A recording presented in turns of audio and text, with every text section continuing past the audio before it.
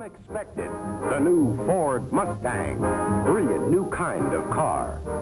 A new generation of Fords for the new breed of Americans who want stick-shift action and room for four, who collect sports car badges and trading stamps, who want the elegance of a European touring car and till now had to settle for basic transportation. This is for them. This is Mustang.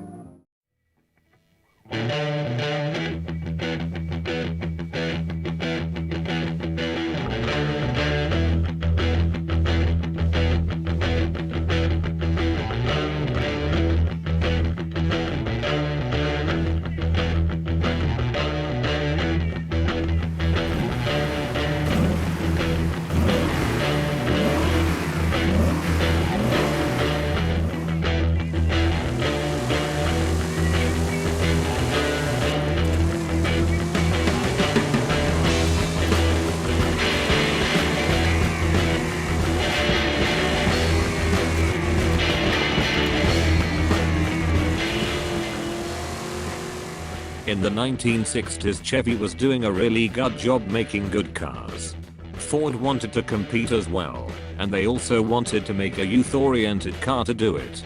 Ford left this task to a guy named Lee Iacocca and gave him a small budget to do so. Lee essentially was like, yo, this Falcon thing is cool, but it does not look sexy enough, so let's put a masculine body on it, and the Mustang was born. The Mustang in Forza Horizon 5 we will be talking about is the 65 model year, which is basically the first gen Mustang and the first Mustang to roll off assembly. Now how does it live up to its name in Forza Horizon 5? Well, for one, it for sure sounds like a muscle car.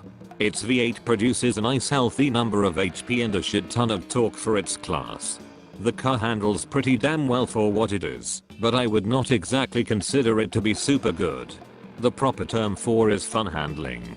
Mainly because if we are solely talking about the handling on its own, it kinda sucks. The car understeers like hell and oversteers like a Porsche 930 with shit tires. The car also does a one wheel peel, and I'm gonna assume that's mainly because of the lack of a limited slip differential, but nevertheless it still is a blast to drive. The car also does pretty well in A-Class for road racing and has a lot of room for upgrades as well, since you start at D-Class. If you want to build it for A-Class, I would recommend a more power-biased setup, as its handling, when modified, is already great, and with rally tires grip is already sufficient enough. The engine is honestly why I recommend you upgrade it to a more power-biased setup, as the engine for its class is kinda ass in A-Class relative to its fellow muscle cars, including later year Mustangs like the 68 and 70 Mach 1 and Boss 302. But none of that shit matters, since I will be strictly talking about the car's performance in stock configuration. On a more specific note, the car has a 4.7L V8 that makes 271 horsepower and 312 pound-feet of torques. The engine is bolted to a 4-speed manual with nice ratios, which makes it better. The car weighs in at about 1200 kilograms, which is very good for a car of this type. It has a front-rear weight balance of 56-44, which is also quite good. When driving the car, expect a lot of understeer when turning in the corner and a lot of oversteer when going out of it, which is usually standard affair for a muscle car. The car is very controllable though, which makes it very nice to drive, and even makes it easy for the guy who wants to get into rear-wheel drive driving. In summary, this car is great, and I would recommend getting it, not only because it's an icon, but overall it's just a fun car to drive.